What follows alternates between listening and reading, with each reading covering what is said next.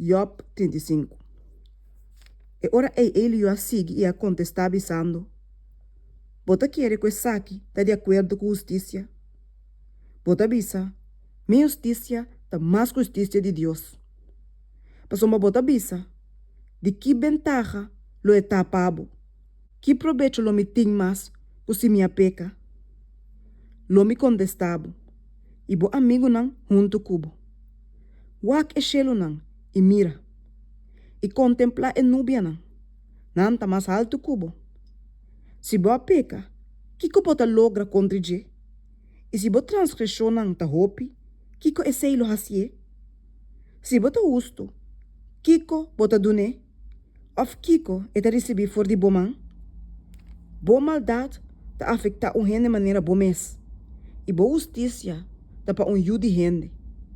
Pa motivo de multitud de opressão, não tas clama. Não tas clama para dança, pa motivo de abraça de poderoso não.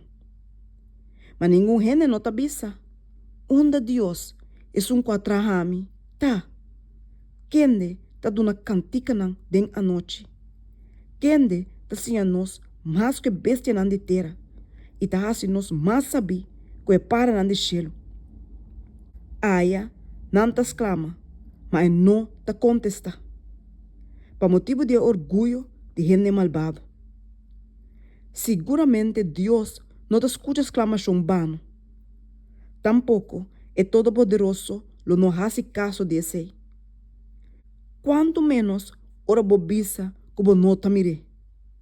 E caso está sudilante e bom me espera ribaje. E agora, pa sombra não a castigar tem sua rabia, ni não apaga muito atenção na transgressão. Pese Job ta habi sua boca e ta pape palavra nan vano. E ta multiplicar a palavra nan sem conhecimento.